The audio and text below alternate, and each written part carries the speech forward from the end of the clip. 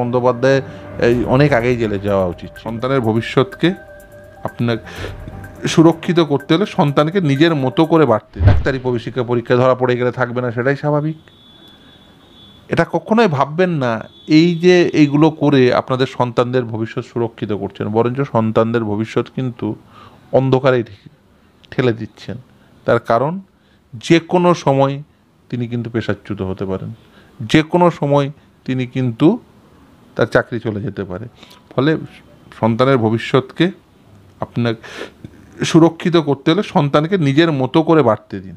দয়া করে এই ধরনের এই দালালদের হাতে, দুর্নীতিগ্রস্তদের হাতে টাকা তুলে দিয়ে নিজের সন্তানের ভবিষ্যৎকে অসুরক্ষিত করবেন না। এই ভোটে যে ফল প্রকাশ হলো লোকসভা নির্বাচনে, লক্ষ্মীর ভাণ্ডারই কি তৃণমূলকে জয় এনে দিল? ব্যক্তিগত মতামত আপনার? না, আমি এরকম মনে করি না। আমি মনে করি এবারের লোকসভা নির্বাচন মূলত দেশ বাঁচানোর লড়াই ছিল। সেখানে যে যেখানে হয় প্রো মোদি নাহলে অ্যান্টি মোদি ভোট হয়েছে। ফলে প্রো মোদি অ্যান্টি মোদি ভোটে এ রাজ্যের ক্ষেত্রে যে সমীকরণ, সেই সমীকরণে তৃণমূল কংগ্রেস তার বেনিফিট পেয়েছে। ফলে খুব স্বাভাবিকভাবে ওই লক্ষ্মীর ভাণ্ডারের ভোট বললে আমি মনে করি না। আমি দেখুন, যেই সরকারে আসবে, যদি কালকে যদি ধরুন অন্য কেউ, মমতা বন্দ্যোপাধ্যায় বাদ দিয়ে অন্য কেউ মুখ্যমন্ত্রী হন, তিনি কি মনে করেন যে লক্ষ্মীর ভাণ্ডারকে বন্ধ করতে পারবে? একদমই নয়। ঠিক আছে, সামাজিক প্রকল্পে এরকম একটা শেপ নিয়েছে, হয় না।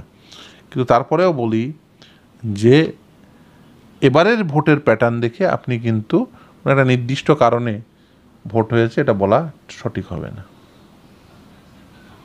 যে ৩ আইন যে পাস, সেই মামলাটাকে স্থগিতাদেশ রাখার জন্য মোদিকে চিঠি দিয়েছেন মমতার কথা কি মোদি রাখবেন? কারণ বিরোধীদের দাবি নাকি বিজেপির সঙ্গে তৃণমূলের একটা সেটিং তত্ত্ব আগাগোড়াই রয়েছে।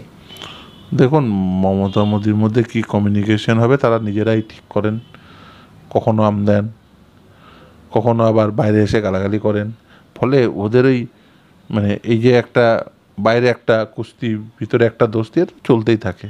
ফলে এই যে মমতা বন্দ্যোপাধ্যায় এতদিন ধরে ধরুন জেলের বাইরে আছে, নিশ্চিতভাবে কোথাও না কোথাও তো সে তার ব্যবস্থাই করে রেখেছে। কারণ মমতা বন্দ্যোপাধ্যায় এই অনেক আগেই জেলে যাওয়া উচিত ছিল। ফলে এই যে একটা সমীকরণ, সে সমীকরণ তো নিশ্চিতভাবেই তৈরি করে রেখেছে। আমাদের শেষ প্রশ্ন, বাংলার যুব সমাজকে কি বার্তা দেবেন? দেখুন, বাংলার যুব সমাজকে বলবো যে আপনারা এই পরিস্থিতিতে দাঁড়িয়ে, এই যুব সমাজকে বলবো আপনারা আপনাদের নিজের অধিকার সম্পর্কে সচেতন হন। নিশ্চিতভাবেই নিজেদের দাবি দাওয়া নিয়ে আরও বেশি উচ্চ স্বরে বলতে হবে।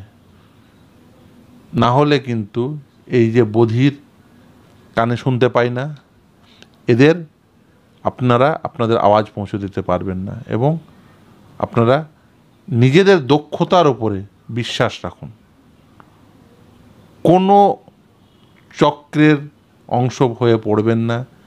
এই যে চাকরি পাওয়ার জন্য কারোর হাতে টাকা তুলে দেবেন না। নিজেদের দক্ষতার উপর নির্ভর করুন। সরকারি বেসরকারি বিভিন্ন উদ্যোগ আছে, সেই উদ্যোগগুলো গ্রহণ করুন।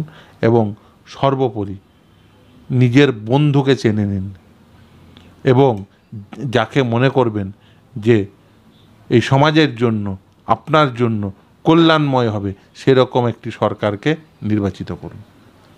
অসংখ্য ধন্যবাদ ফেরদৌস শামীমকে আমাদের সঙ্গে এতক্ষণ থাকার জন্য। তিনি কার্যত যুব সমাজকে বার্তা দিলেন যে আসল বন্ধুকে চিনে নিন, যে সরকার আপনার পাশে থাকবে, যে সরকার আপনার সাথে থাকবে, অর্থাৎ যে সরকার যুব সমাজের কথা ভাববে। আমাদের সঙ্গে এতক্ষণ থাকার জন্য অসংখ্য ধন্যবাদ। নমস্কার।